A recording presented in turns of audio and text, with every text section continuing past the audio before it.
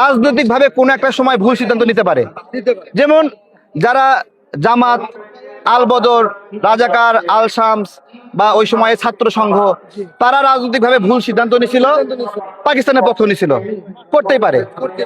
এবং এই ভুল বোঝার পরে তারা যদি কখনো ভুল বোঝে এবং সেই পক্ষ ত্যাগ করে, তখন তাকে তার দায়টা কমে যায়।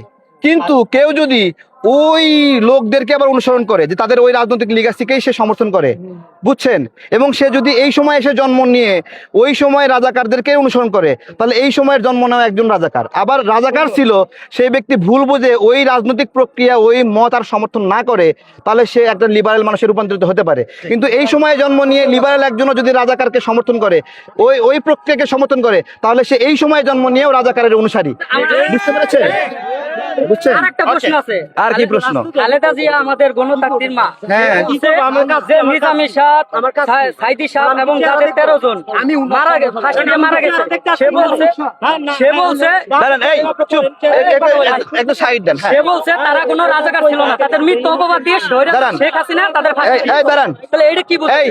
এই শোনেন, ভালো করে বলি। খালেদা জিয়ার আপনি প্রশ্ন করছেন না, এই আমাদের যখন এই যে রাজাকারদেরকে বিচার চলছিল, এই বিচার প্রক্রিয়া নিয়ে প্রশ্ন ছিল কিনা? ছিল। এই প্রশ্নটা আজকে যত জোরে গলায় বলতেছেন, আপনি যত জোরে গলায় বলেননি, এটা আমরা বলছি, বলেন নাই, এত সোজা না। এটা আমরা বলছি, এত সোজা না। থাক, এই না, এই উনি গর্তেন না, উনি সাহসী পুরুষ, সমস্যা নাই। এই দাঁড়ান, এই দাঁড়ান, উনি সাহসী পুরুষ, সমস্যা নাই।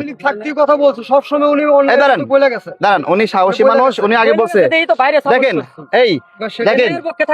এই শোনেন, এখনো আছে। দেখেন, যখন যুদ্ধ অপরাধীদের কথা বলতে শোনেন ভাই, কথা বলবেন, তাহলে আপনি এসে বলে আমি বলবো না, আপনি বলবেন নাকি আমাকে বলতে দিবেন? আপনি আমাকে বলতে দিবেন? দাঁড়ান, আমি বলছি, যুদ্ধ অপরাধের যে বিচার, সেই বিচার প্রক্রিয়া নিয়ে ত্রুটি ছিল, সঠিকভাবে ডিবেট করতে দেওয়া হয়নি।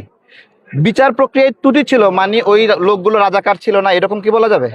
ভালো করে বোঝেন, বিচার প্রক্রিয়ায় ত্রুটি ছিল। ঠিক একইভাবে এইবারে যে এই যে 24-এর গণ অভ্যুত্থানের যে বিচার হচ্ছে, এই বিচার প্রক্রিয়াতেও ত্রুটি আছে। ঠিক আছে, একই ওইখানে ওই সময় যে স্টাইলে বিচার হচ্ছে, এখনো সেই স্টাইলে বিচার হচ্ছে। তার মানে কি আওয়ামী লীগ নিরপরাধ? বিচার প্রক্রিয়া ত্রুটি থাকলে কি আওয়ামী লীগ নিরপরাধ? আমার কথা বুঝেন কিন্তু। সুতরাং শোনেন, সুতরাং রাজনৈতিক ভাবে বিভিন্ন সময় রাজনৈতিক পক্ষ বিভিন্ন রকম থাকতে পারে। যেই আওয়ামী লীগকে আপনারা এখন অপছন্দ করছেন না, সেই আওয়ামী লীগের সাথে আপনারা জোটবদ্ধ হয়েছিলেন, আবার সামনে আওয়ামী লীগের সাথে জোটবদ্ধ হবেন তারেক রহমানকে ফালাই দিতে। কিন্তু এগুলো হলো রাজনৈতিক মত, পথ, সিচুয়েশনাল বক্তব্য। কিন্তু রাজাকার মানে আজীবন রাজাকার।